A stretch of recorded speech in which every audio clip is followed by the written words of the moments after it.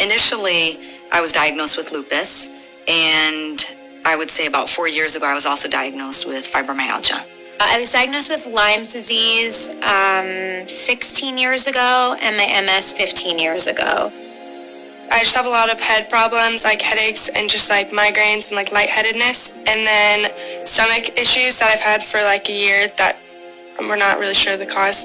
All I'm going to ask you to do here today is to trust and believe and surrender. This is not Western medicine. This is Eastern medicine and energy medicine. But Eastern medicine says, basically, and energy medicine says that as human beings, we've learned how to hold on to all of our emotions. And in doing so, we create density in our body. Things that Western medicine has labeled cancer, fibromyalgia, Crohn's disease, migraine, headaches, depression, anxiety, all of that.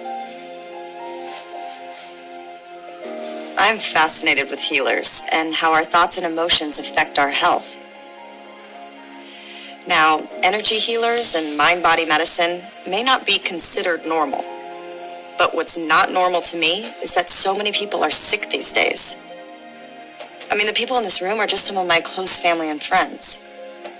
I went from being a healthy, happy mom, the best days of my life, to being completely unable to take care of my child.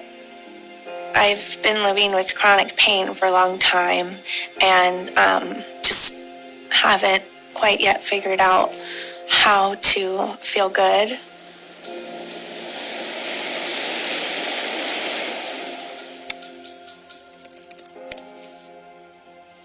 Doesn't it seem like so many people you know are dealing with illness? I feel like it's changed from the 6 degrees of Kevin Bacon to the 1 degree of cancer. I mean, has our world and our food become so toxic that illness is inevitable? And then I feel like every other ad on TV is a drug commercial filling us with fear that our bodies are failing us. Very good, exciting feeling. When I was a kid, besides being terrible at gymnastics, I remember thinking how magical it was that when you get a cut, all you did was clean the wound, forget about it, and it healed all by itself. I feel like we've forgotten how intelligent the body is. Having been to all kinds of healers and doctors over the last 20 years, I've experienced firsthand how my thoughts, beliefs, and emotions affect my health. I'm convinced we have more power to heal than we've been led to believe. But don't take my word for it. I'm going to go out on the road and speak to some of the leading scientists, doctors, and teachers in the field of mind-body medicine to share with you what is truly possible when it comes to healing. Hydrate these cells, 'cause the body talks and meditation helps.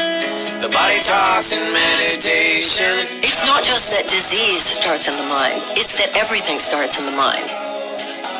The body has a capacity to heal that I was never informed of as a medical student or resident. The mind, body, emotions, relationships, sensory experiences, sound, touch, sight, all these senses are windows to our inner pharmacy.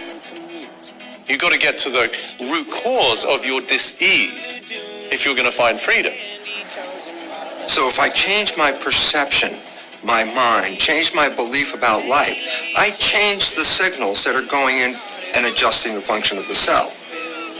Tonic thoughts produce tonic chemicals. Toxic thoughts produce toxic chemicals. How deeply can we influence our bodies or the bodies of our loved ones when it comes to healing, or the world beyond our bodies? How much influence do we really have? Well, you're the guru